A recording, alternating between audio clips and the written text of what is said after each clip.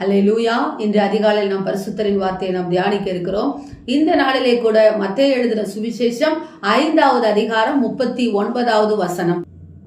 நான் உங்களுக்கு சொல்லுகிறேன், தீமையோடு எதிர்த்து நிற்க வேண்டாம். கர்த்தர் நமக்கு சொல்லிக் கொடுக்கிற ஒரு காரியம், தீமையோடு எதிர்த்து நிற்க வேண்டாம் என்று சொல்லுகிறார். நமக்கு தீமை செய்கிறவர்கள் அநேகராய் இருந்தாலும் இதோ நாம் அதை என்ன செய்யக்கூடாது, அதை திருப்பி செய்கிறவர்களாய் நாம் இருக்கக்கூடாது.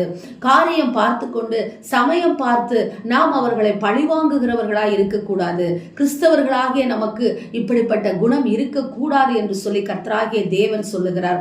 தேவ ஜனமே, பழிவாங்குதல் அவருக்குரியது. எனவே தீமையோடு எதிர்த்து நிற்க வேண்டாம். தீமை செய்கிற மனுஷர்களோடும் நீங்கள் எதிர்த்து நிற்க வேண்டாம் என்று சொல்லி கர்த்தர் சொல்லுகிறார். நாம் சத்துருக்களை சிநேகிக்க சொன்ன தேவனாகிய கர்த்தர் சொல்லுகிறார், ஒருவன் உன்னை வலது கண்ணத்தில் அறைந்தால் அவனுக்கு மறுகண்ணத்தையும் திருப்பி கொடு என்று சொல்லுகிற தேவனாகிய கர்த்தர் நம் தேவன். தேவ ஜனமே, ஒருவன் நம் வலது கண்ணத்தில் எப்படி நம்மை அறைய தொட முடியும் என்று சொல்லி யோசித்து பாருங்கள். ஆனாலும் தேவனாகிய கர்த்தர் ஒரு மனுஷன் நம்மை அடிக்க முற்படும் பொழுது, அவனுடைய கரங்களை எடுத்து அவன் அடிக்க முற்படும் பொழுது, அவன் கைக்கு நேராக நம்முடைய கன்னத்தில் இடது கண்ணம் தான் வருமே ஒழிய வலது கண்ணம் வரவே வராது. ஆனால் தேவனுடைய வார்த்தை சொல்லுகிறது, ஒருவன் உன்னை வலது கண்ணத்தில் அறைந்தால் அவனுக்கு மறுகண்ணத்தையும் திருப்பி கொடு என்று சொல்லி. இது எப்படிப்பட்ட காரியம் என்று சொல்லும் பொழுது, இதோ அறைகிறதற்கு நம்முடைய கன்னங்களை கொடுக்க சொல்லவில்லை கர்த்தர், மாறாக நமக்கு பொறுமை வேண்டும் என்று சொல்லுகிறார்.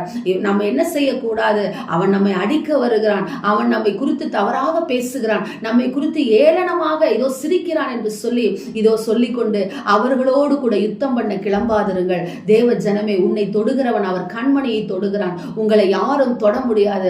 உங்களுடைய வலது கண்ணத்தை யாரும் தொட முடியாது. ஆண்டவர் நமக்கு சொல்லிக் கொடுக்கிறார், தீமையோடு நீ எதிர்த்து நிற்காதே. நீ என்னுடைய பிள்ளை, நான் உனக்கு பாதுகாப்பை கொடுக்கிறேன், நான் உனக்கு எல்லா காரியத்தையும் கற்றுக் கொடுக்கிறவராய் இருக்கிறேன். கர்த்தர் இதிலிருந்து நமக்கு கற்றுக் கொடுக்கிற பாடம் என்ன தெரியுமா? பொறுமையை அவர் நமக்கு கற்றுக் கொடுக்கிறார். மாறாக மற்ற காரியம் என்ன, எல்லாரிடத்திலும் நாம் அன்பாக இருக்க வேண்டும் என்று சொல்லி நமக்கு ஆண்டவர் கற்றுக் கொடுக்கிறார். எனவே தேவ ஜனமே, ஆண்டவர் நமக்கு ஒருத்தனிடத்துல மறுகணத்தையும் காட்ட சொல்லி இருக்கிறார் என்று சொல்லி நினைத்து கொண்டு இருக்காதீர்கள். பொறுமையாய் நாம் தீமையை சகிக்கிறவர்களாய் இருக்க வேண்டும்.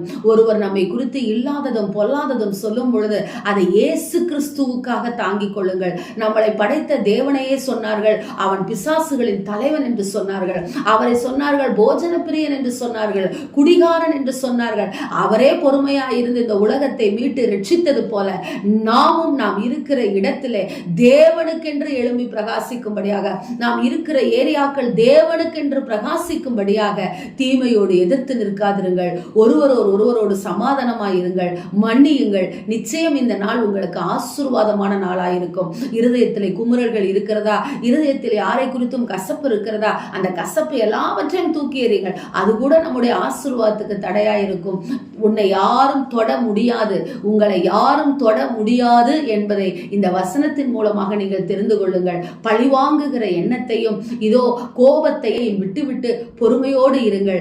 நிச்சயம் கர்த்தர் நமக்கு ஒரு நாள் பதில் செய்கிறவராய் இருக்கிறார். ஆமென், ஸ்தோத்திரம்.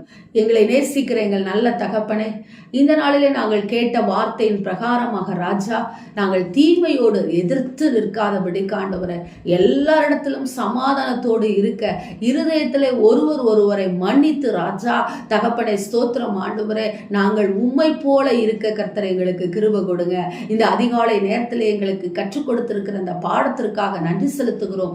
தீமையோடு எதிர்த்து நிற்காதபடி ஆண்டவரே, உம்மையே நாங்கள் பிரதிபலிக்க எங்களுக்கு கிருபை கொடுங்க. ஆசீர்வதிங்க, பொறுப்பிடுங்க. நல்ல பிதாவே, ஆமென். Praise the Lord. Hallelujah.